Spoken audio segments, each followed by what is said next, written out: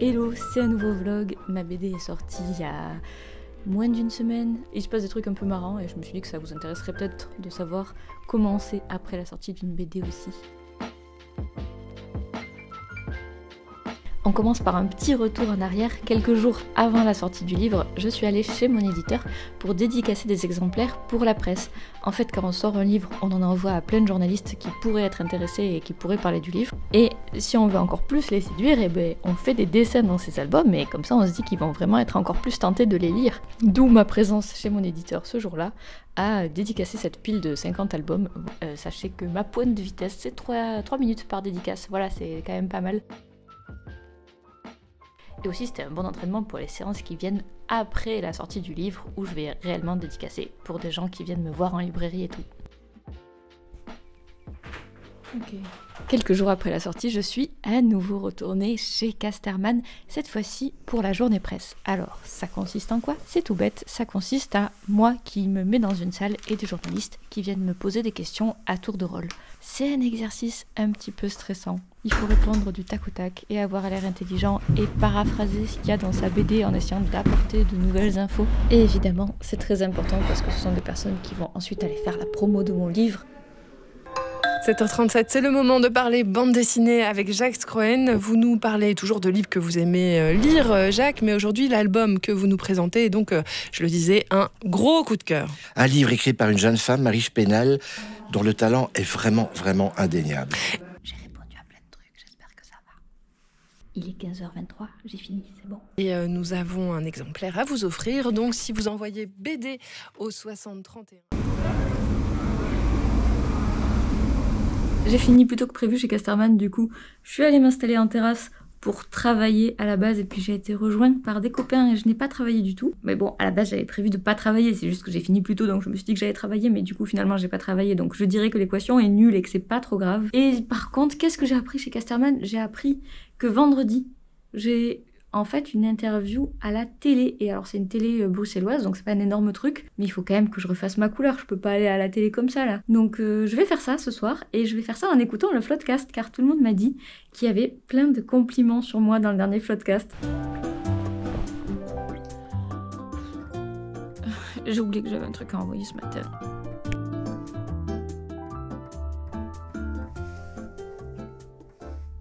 C'est l'éditrice de Nathan qui me demande des choses pour Ultra Fiesta et des images de manière générale. Mais j'ai rien du tout. Mais même de toute façon, je dois faire tout le scénario, enfin les images, je les ai pas tout de suite. Hein. Il faut que je m'habille, il faut que je lave mes vêtements. Go, go, go.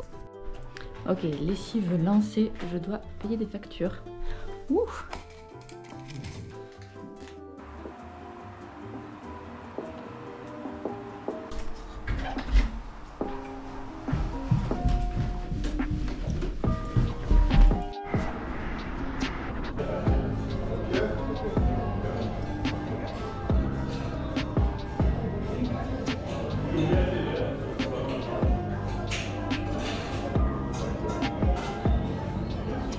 En fait, je viens d'avoir une bonne nouvelle. J'ai déjà eu les chiffres GSK, donc tu vois les ventes sur Tickets. Et en fait, c'est vachement bon.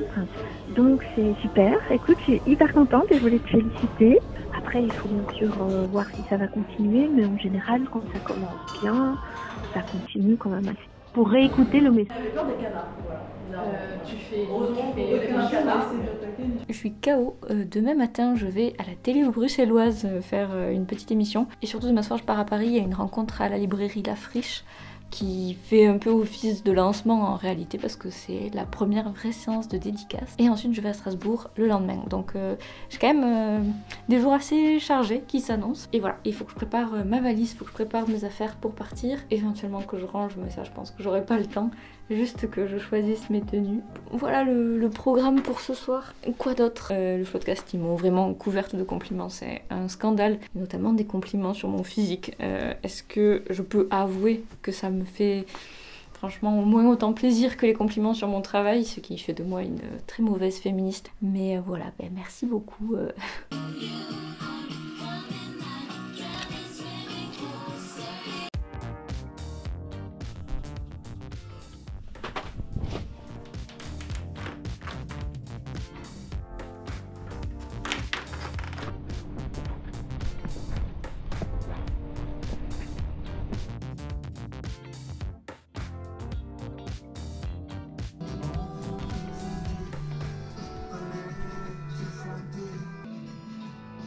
Et c'est Marie Spénal qui est l'autrice de cette bande dessinée, parue chez Casterman. On la reçoit maintenant.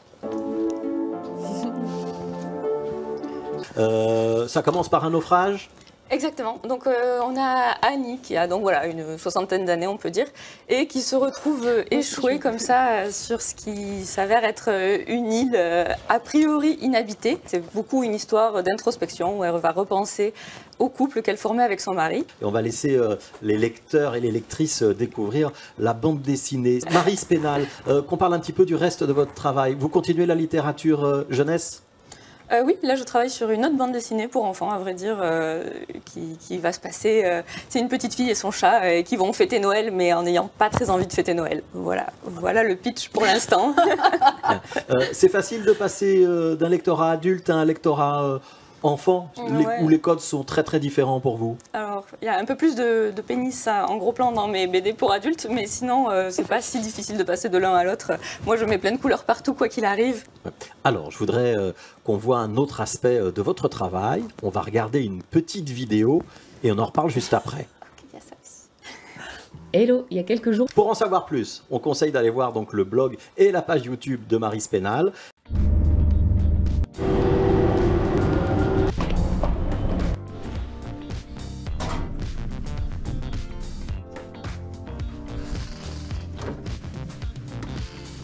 je suis toute rafraîchie, on y va. Et alors, bonne idée, ils ont mis mon magasin de dessin préféré de Paris entre l'hôtel et la librairie. Donc, c'est nickel pour les gens qui sont pas très organisés comme moi et qui ont par exemple oublié de prendre leur cartouche d'encre. Voilà, c'est pratique. Bonne idée, bravo.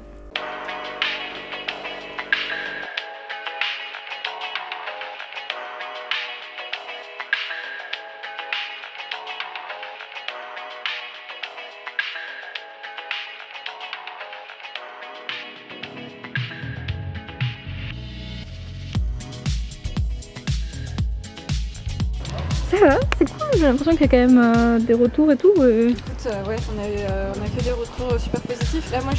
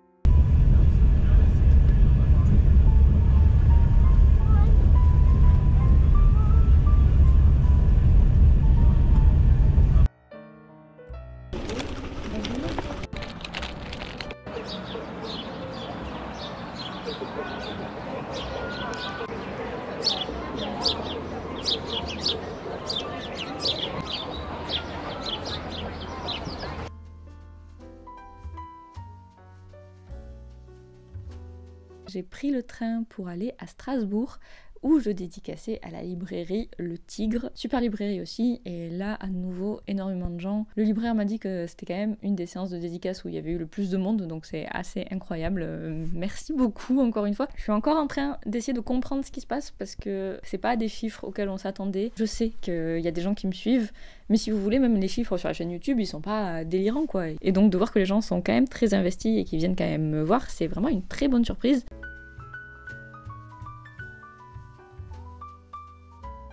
Et puis aussi, en fait, je peux quand même regarder les top ventes BD du moment. Et mon livre est très bien placé, puisqu'il est placé dans le top 20, alors qu'il n'y a pas eu de presse, alors qu'il n'y a pas de publicité ou quoi particulière. Hein. Vraiment, la seule communication, c'est moi qui l'a fait. Et donc, globalement, les gens qui achètent le livre, c'est beaucoup vous. Et un peu aussi, maintenant, les libraires ont recommandé pas mal le livre. J'ai l'impression que ça marche bien en librairie. Mais enfin, il se passe quand même plein de choses, c'est trop bien, c'est super, mais c'est un peu inattendu malgré tout. C'est bon, on est dimanche, tout le travail est fait. Je trouve que ça se voit un peu que je suis fatiguée. J'ai oublié de vous faire le room tour. Pim pam poum. Et un gros truc là.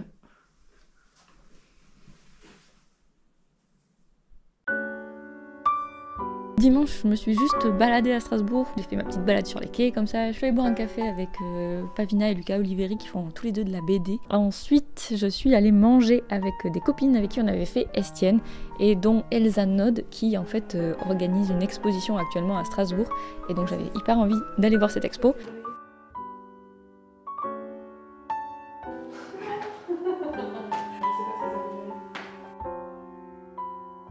Ambiance tout bricolé quoi. C'est bien. C'est très pénible. Finir la chimie pour sa soirée.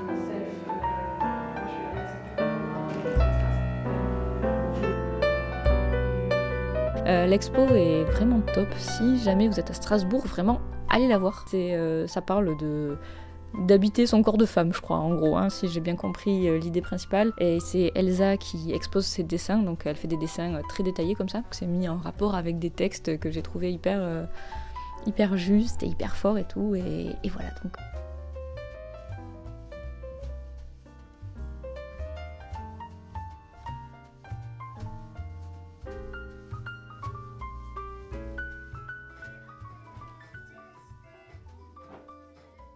Hier c'était lundi et j'ai passé 90% de ma journée à dormir un peu pour reprendre de l'énergie. J'ai ensuite bu un café avec Thomas où j'ai quand même travaillé un peu sur ma BD. En vrai j'ai quand même storyboardé, écrit des textes, des dialogues et tout. Donc voilà, on lâche rien, on continue d'avancer sur Mille et Katsu tome 2 puisque c'est sur ça que je travaille en ce moment. Et ça avance à peu près, c'est cool. Et ensuite on a retrouvé Mortis et on est parti rejoindre la manifestation pour le droit des auteurs et pour le statut d'artiste européen. Une manif pour réclamer une homogénéisation et une amélioration des conditions de vie des auteurs en Europe. Moi, c'est des sujets qui sont un peu techniques et que je vais peut-être pas aborder dans la vidéo là tout de suite, mais c'est vrai que je pense que ça serait bien que je parle un peu plus des conditions de vie et de la rémunération des auteurs et des autrices. Vous êtes beaucoup d'étudiants et d'étudiantes à me suivre et vous me suivez aussi pour voir à quoi ça peut ressembler la vie d'auteur, d'autrice. J'ai un peu peur de donner une vision très positive de tout ça, dans le sens où moi, sur l'aspect financier, ça va, ça fait quelques années que c'est assez stable pour que ça soit plus du tout une source de stress. Et je pense que je suis quand même quasi la seule dans mon entourage pour qui c'est le cas, donc ça vaut peut-être le coup d'aborder un petit peu ça. Je sais pas comment le faire pour donner une vision un peu plus globale de à quoi ça ressemble. Déjà peut-être quelque chose qu'il faut dire, c'est que en fait là ce que vous me voyez faire en ce moment, partir dédicacer tout un week-end, aller dédicacer des exemplaires pour la presse, pour les influenceurs, etc. Aller faire des interviews, passer à la télé, etc. Tout ça, c'est pas rémunéré, hein. C'est que des trucs que je fais gratuitement pour espérer que mon livre marche. Et aussi quelque chose qui est important, c'est que même en dédicace, vous avez l'impression de m'acheter des livres. Et donc peut-être vous vous dites « Yes, je donne de l'argent à Maryse Pénal directement ». Et c'est beaucoup plus compliqué que ça, parce qu'en fait, moi, mon éditeur, à la base, il me paye une avance. C'est-à-dire que l'éditeur avance les sous pour faire le livre, et ensuite, il va se rembourser avec les ventes. Et donc tant qu'il n'a pas remboursé sa mise en gros, ou en tout cas tant qu'il n'a pas décidé qu'il avait remboursé sa mise, parce que c'est un petit peu plus subtil que réellement une histoire de seuil de rentabilité, eh bien je ne touche pas plus d'argent. Donc moi on m'a donné une somme pour que je fasse mon livre, et actuellement je rembourse cette somme. Et je la rembourse pour encore un petit moment, c'est-à-dire que là même si on vend tout ce qui a été imprimé pour la première édition, eh bien je n'aurai pas remboursé mon avance et je ne toucherai pas plus d'argent. Donc c'est si on réimprime et que j'en revends une certaine quantité, je sais plus combien d'exemplaires il faut avant que moi je me remette à toucher des droits d'auteur, mais pour l'instant je suis juste en train de rembourser ma dette auprès de l'éditeur. Si le livre ne se vend pas, j'ai pas à rembourser cette espèce de dette auprès de l'éditeur, bien sûr, parce que ça serait quand même scandaleux étant donné que le travail a été effectué et que c'est le boulot de l'éditeur en réalité de vendre son livre. Et puis des trucs bêtes, mais demain je retourne à Télé Bruxelles, il va falloir que j'aille m'occuper de ça, faut que j'aille faire ma lessive pour avoir des vêtements propres, faut que je me peigne, que je me maquille, etc. Donc en fait tout ça, ça prend du temps en plus, et non seulement je suis pas payée, mais en plus je ne peux pas avancer mon livre suivant, donc c'est aussi une espèce de manque à gagner. C'est pas grave dans mon cas, hein, je n'ai pas de problème d'argent, tout va bien, mais je crois que c'est quand même important de le dire parce que c'est pas très juste. Si vous êtes un peu plus fragile économiquement, ce temps de promo, vous pouvez pas le faire, quoi. C'est juste un truc de faut gagner l'argent suivant, c'est tout le temps comme ça. Donc encore une bonne raison d'aller manifester hier, et de toute façon, des raisons, il en manque pas trop globalement. Aujourd'hui, j'ai à nouveau rendez-vous au café avec mon amie Juliette pour avancer, du coup, Mille et Katsu.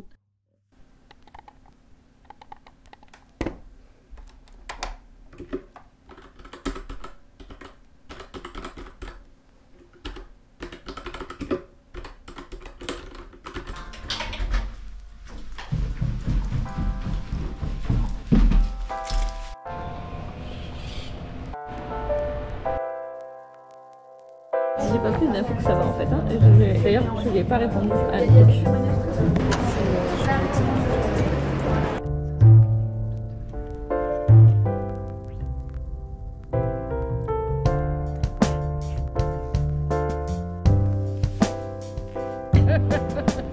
Et là, ça m'arrange quoi.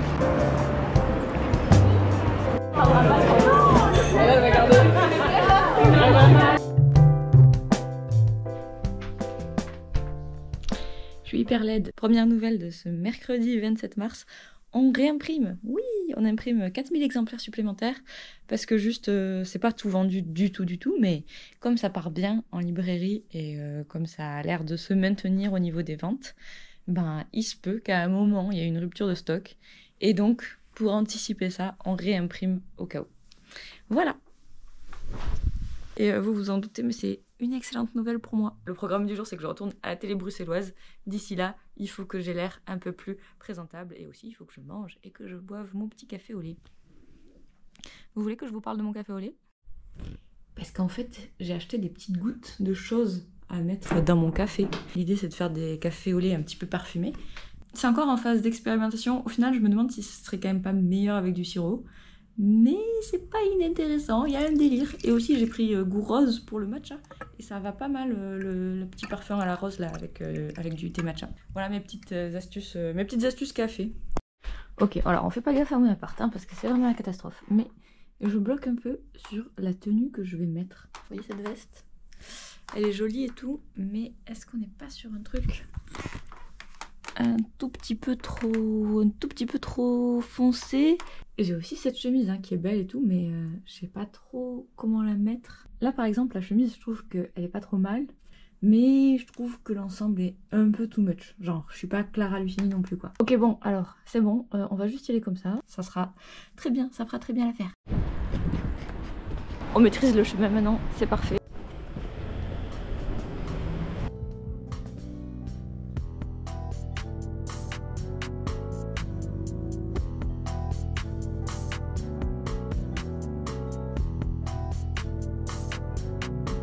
Bonsoir à toutes et bonsoir à tous. Dire à quelqu'un qu'on l'aime, ce n'est pas seulement dire ce que l'on ressent à un moment précis. Quand on dit « je t'aime », on donne une promesse. On dit « je t'aime » jusqu'à ce que je t'informe que je ne t'aime plus. Extrait de la bande dessinée « Il y a longtemps que je t'aime » signée Marie Spénal. Elle est l'invitée de LCR ce soir. Pourquoi vous avez voulu aborder cette thématique-là précisément? Je pense que c'est...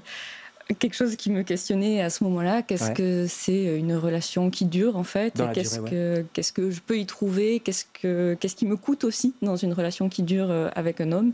Et c'était une espèce d'état des lieux, je pense, de où j'en étais à ce moment-là. Ouais. Si on peut juste en régie envoyer un visuel de votre série enfant, Wonky Ponky, c'est ça? Peut-être qu'il y a des gens qui... Je Wonder Pony. Pardon? Wonder Pony. Wonder Pony, Wonky Ponky, n'importe quoi. Je suis fatigué, c'est vendredi.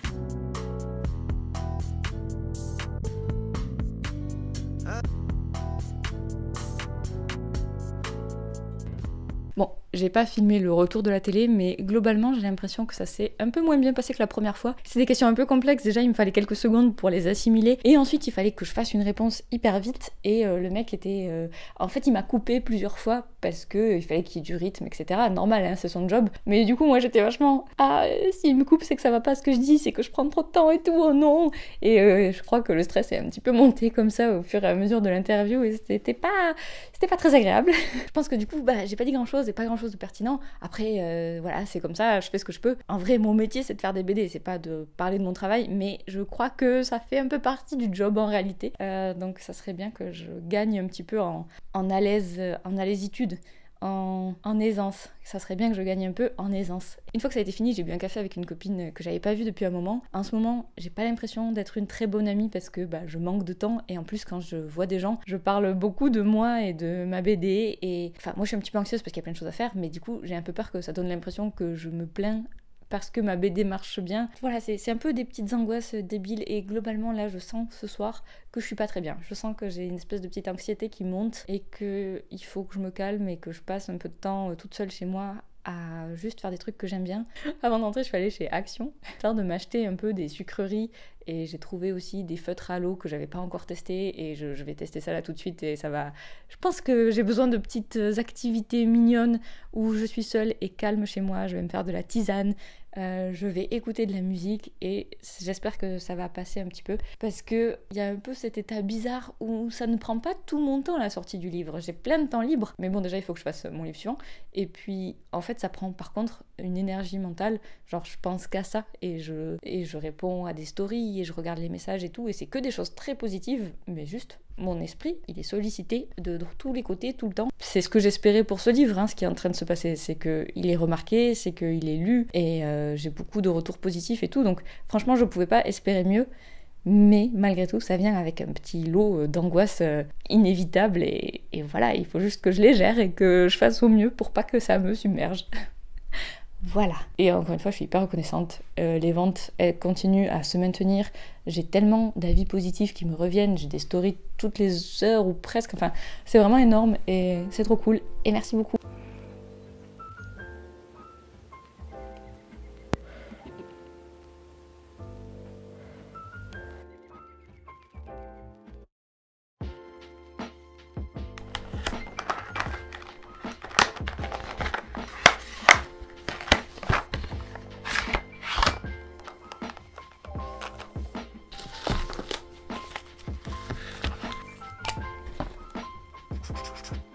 Je vous donne mon avis sur ces feutres. Ils sont ok, ils sont pas mal en vrai. Hein. Je crois que c'était 3 € tous les feutres. Alors il y a quelques couleurs qui sont un petit peu trop similaires.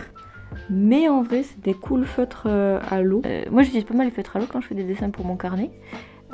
Parce que les feutres à alcool ça transperce et c'est chiant. Alors mon seul problème c'est qu'ils sont peut-être un petit peu épais, ce qui est dommage, genre ça sert à rien de faire des feutres aussi gros à part pour faire bien et après ça prend plein de place dans les trousses et ça je ne suis pas très fan. Les feutres à l'eau c'est les feutres de base, hein, c'est les feutres pour enfants mais ils sont pas tous de la même qualité.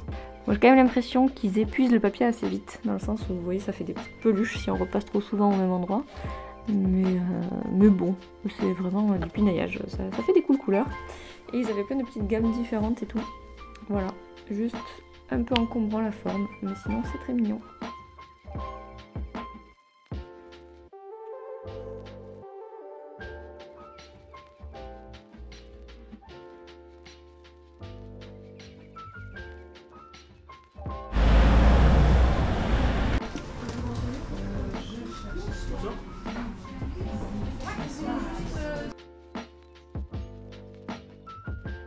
J'ai fini de dédicacer, c'était très normal, avec une fréquentation normale. Et maintenant, je rejoins la libraire pour aller manger.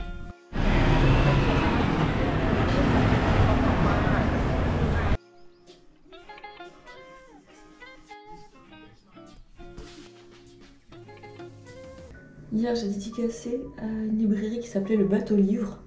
Les libraires sont hyper sympas, je les connaissais déjà, mais il n'y avait pas grand monde. J'ai un peu des goûts de luxe maintenant, mais c'est vrai que comme la semaine dernière, il y avait énormément de monde. Là, c'était quand même assez tranquille. C'est pas grave en soi parce que c'est moins fatigant hein, quand il y a moins de monde, bien sûr. Moi, je suis un peu moins stressée, je peux prendre du temps pour faire mes dédicaces et discuter. Mais bon, bien sûr, le but de la manœuvre, le but de ce genre d'opération, c'est quand même qu'il y ait un maximum de monde qui vienne aussi. En fait, il commence à y avoir le truc que c'était sûr qu'il allait y avoir et que je redoutais, qui est que ça baisse un peu là dans les ventes aujourd'hui. Je sais pas, on est 18 ou on est 18e ou un truc comme ça. Ce qui est hyper bien, mais comme c'est moins bien qu'avant, bah bien sûr que ça me rend un peu triste et un peu genre... Enfin triste c'est un grand mot, mais je suis un peu genre oh non, ça y est, c'est fini. Et voilà. En vrai, dans tous les cas, ce qui est trop bien, c'est que déjà, il y a eu cette attention et que déjà il y a eu un démarrage pareil et que j'ai eu autant de retours et tout. C'est sur ça que je dois me concentrer. Mais forcément, en fait, comme il y a des chiffres et comme c'est moi qui les contrôle pas, et ben ça rend fou. On sait que ça rend fou les humains. Et du coup, de voir les chiffres qui rebaissent un petit peu, bah, je peux pas m'empêcher d'être un peu... Oh non. Allez, ciao. À Lille, je suis allée dans 2 librairies. Après ce week-end-là, le mercredi, je suis partie à Paris, à la Maison de la Radio, enregistrer une séquence filmée. Je suis arrivée et on m'a vraiment propulsée dans la salle où j'ai dû répondre à des questions tout en dessinant. Je vous avoue que l'exercice n'était pas évident. Bonjour, je suis Marie Spénal, je suis sur France Inter et je vais vous montrer comment je dessine Annie, l'héroïne de ma bande dessinée Il y a longtemps que je t'aime. Il faut que j'arrive à suggérer qu'elle a quand même une 60aine d'années, avec un dessin qui reste très épuré. C'est une île tropicale mais un petit peu fantaisiste aussi, ce qui fait que je peux complètement inventer des plantes qui n'existent pas. Forcément, ça parle un petit peu de moi aussi. Il y avait quelque chose d'un peu rassurant de me raconter une histoire où cette femme plus âgée continue de se renouveler et d'imaginer de nouvelles possibilités. Et voilà comment j'ai dessiné Il y a longtemps que je t'aime. Puis ensuite, j'ai passé l'après-midi chez Casterman à répondre à différentes interviews pour différentes radios. En rentrant le soir, c'était l'inauguration de la foire du livre, car ce week-end-là, c'était la foire du livre de Bruxelles, ce qui veut dire que les 4 jours suivants, je les ai passés principalement là-bas, à dédicacer mon livre, etc. Ça s'est très bien passé encore une fois, on a écoulé tout le stock. Je suis aussi passée plusieurs fois sur la RTBF, j'ai répondu à diverses interviews à droite à gauche. Bref, c'était encore une semaine hyper dense. Et le dimanche soir, j'ai eu un début de tendinite d'ailleurs, parce que j'avais trop dédicacé, voilà les problèmes de star que j'ai en ce moment. Le week-end après la foire du livre, je suis retournée dédicacer à Lambersart, près de Lille, dans un festival. Et là, vraiment, j'ai senti que ça n'allait plus, j'ai senti que mon poignet me faisait trop mal et j'ai dû réellement m'arrêter pour de vrai, alors que la semaine d'avant, je m'étais juste un petit peu reposée. Là, je suis allée voir un médecin qui m'a dit « Ok, stop, maintenant vous dessinez plus pendant une semaine et vous attendez que ça passe pour de vrai. » Je pense que je vais arrêter là pour ma petite chronologie. J'ai raconté à peu près un mois, je pense, donc c'est quand même déjà assez dense. Pour faire un bilan, bah évidemment, c'est trop bien. Franchement, il y a un vrai emballement autour de la BD, c'est trop cool. Les ventes sont hyper bonnes. Là, ça commence à se tasser un peu, mais bah ça fait un mois que c'est sorti, donc normal, je dirais. Il y a tout le temps des nouvelles sorties en bande dessinée et tout, donc franchement, c'est déjà assez incroyable qu'elle soit maintenue tout ce temps, alors que c'est une bande dessinée, voilà, qu'il n'y a pas un sujet particulier, c'est pas One Piece, c'est pas la nouvelle BD de François Hollande ou Johannes Farr. Donc voilà, je sais pas à quel point chez Casterman ils sont contents, mais moi je suis assez ravie, j'avoue. Et puis surtout, j'ai vraiment eu tellement de retours sur internet, de gens vraiment qui ont adoré la BD ou des libraires qui la recommandent.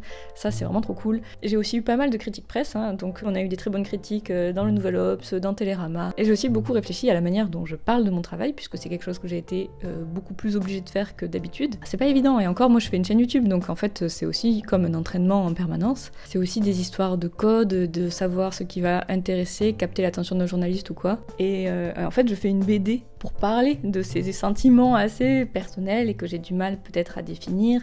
Et en fait, le truc de la promo, c'est qu'on me demande de fort expliciter tout ce que j'ai voulu dire, et en même temps, je dois pas non plus dévoiler tout ce qu'il y a dans la BD. Enfin, c'est vraiment des exercices d'équilibriste un peu complexes, et il y a aussi tout un rapport à politiser ou non son propos. Moi, je pense que tout ce qu'on fait est forcément politique, mais en fait, j'ai pas envie de présenter ma BD, par exemple, comme un projet féministe, ce que on me demande beaucoup de faire en interview aussi, parce que en ce moment c'est un sujet qui va accrocher, etc. Et ça m'interroge sur est-ce que moi j'ai envie de définir mon travail comme ça ou pas. J'ai l'impression que c'est quelque chose qu'on me demande parce que je suis une femme en fait, et que si j'étais un homme, on m'accepterait juste en tant qu'auteur qui parle de sujets qui le touchent. Mais moi, il faut que je m'inscrive dans un courant féministe pour que c'est une valeur a priori. Et en même temps, bien évidemment, que mon livre il parle de sujets qui sont politiques. Puis bien sûr que je parle depuis ma place de femme, je suis bien obligée. Donc sans doute que ça a une portée féministe, mais il y a toujours ce truc de à quel point j'ai envie de m'inscrire là-dedans et à quel point je dois me montrer consciente de ce que je fais ou pas. Voilà, je sais pas si ça a du sens ce que je dis, c'est un peu flou même pour moi, mais en fait ça m'oblige vraiment beaucoup à réfléchir à mon discours.